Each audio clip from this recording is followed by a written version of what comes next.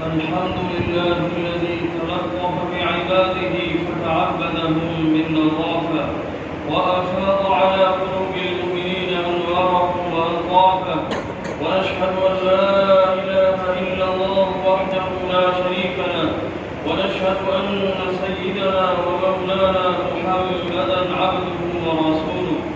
أما بعد، فأعوذ بالله من الشيطان الرجيم.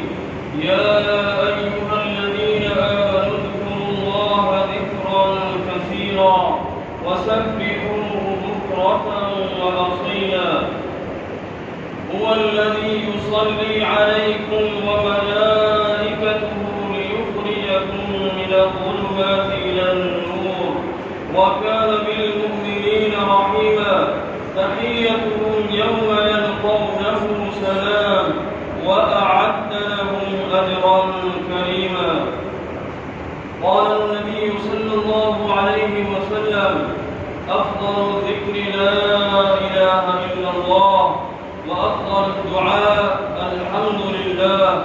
وقال ربكم ادعوني أستجب لكم، إن الذين يستكبرون عن عبادتي سيدخلون جهنم داخرين. بارك الله لنا ولكم ولسائر المسلمين من كل ذنب فاستغفروه، إنه هو الغفور الرحيم. الحمد لله وكفى، والصلاة والسلام على من لا نبي بعده. أما بعد، فأعوذ بالله من الشيطان الرجيم. إن الله وملائكته يصلون على النبي، يا أيها الذين آمنوا صلوا عليه وسلموا تسليما. اللهم صل على محمد وعلى آل محمد كما صليت على إبراهيم وعلى آل إبراهيم إنك حميد مجيد. قال النبي صلى الله عليه وسلم: أرحم أمتي بأمتي أبو بكر، وأشدهم في أمر الله عمر، وأصدقهم حياء عثمان، وأرضاهم علي، وسائر الصحابة رضوان الله تعالى عليهم أجمعين. اللهم انصر إخواننا المستضعفين في كل مكان. تعادلوا عباد الله رحمكم الله.